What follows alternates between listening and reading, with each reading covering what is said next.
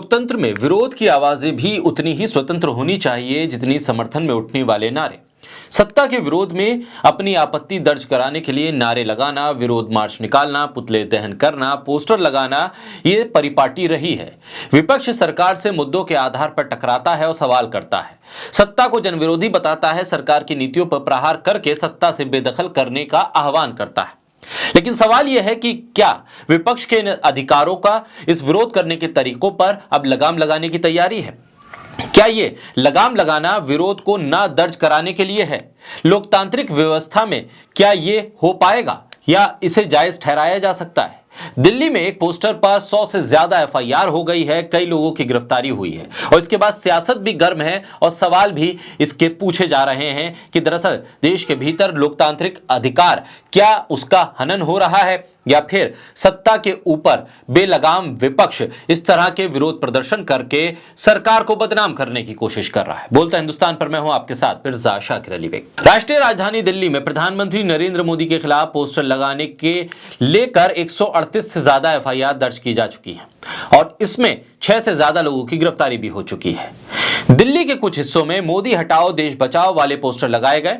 Special CP Dipendra पाठक ने बताया कि दिल्ली में पुलिस ने कई एफआईआर दर्ज की हैं, जबकि पूरे शहर में प्रधानमंत्री नरेंद्र मोदी के खिलाफ ये पोस्टर लगे हैं। इसमें कार्रवाई करते हुए पुलिस ने 6 से ज्यादा लोगों को गिरफ्तार किया है।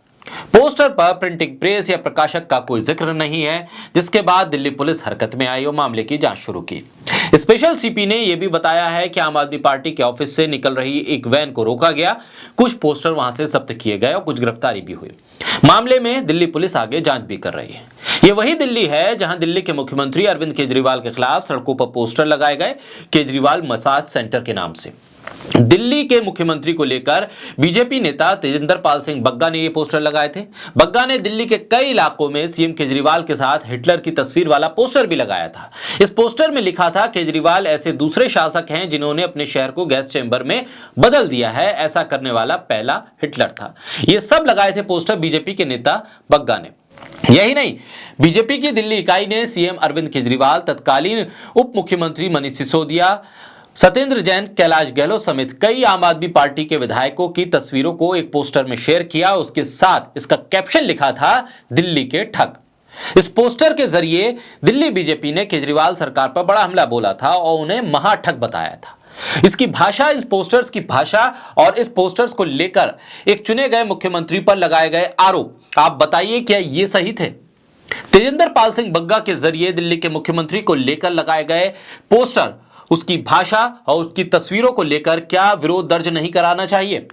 तेजिंदर पाल सिंह बग्गा ने राजीव गांधी को father of the mob lynching बताते हुए पोस्टर दिल्ली के कई चौराहों पर लगवाया था। इसका वीडियो खुद बग्गा ने अपने ट्विटर अकाउंट के जरिए साझा किया था। मामला सिर्फ दिल्ली तक का नहीं है, गुजरात, अहमदाबाद और सूरत, राजकोट की सड़कों पर भी हिंदू विरोधी नारों के साथ पोस्टर लगाए गए थे। इन पोस्टर में अरविंद केजरीवाल को मुस्लिम टोपी पहने दिखाया गया था। एक पोस्टर में लिखा था, मैं हिंदू धर्म को पागलपन मानता हूं। वहीं दूसरे पोस्टर में लिखा था, मैं ब्रह्मा, विष्णु, महेश और कृष्ण को ईश्वर नहीं मानता।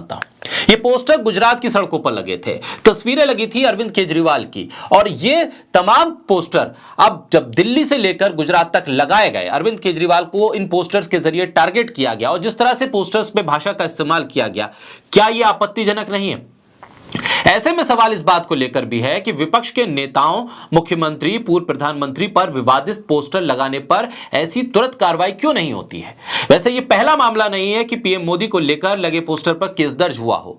मई 2021 में भी दिल्ली में कई जगह पोस्टर लगे थे जिस पर लिखा था, मोदी जी हमारे बच्चों की वैक्सीन विदेश क्यों भेजती।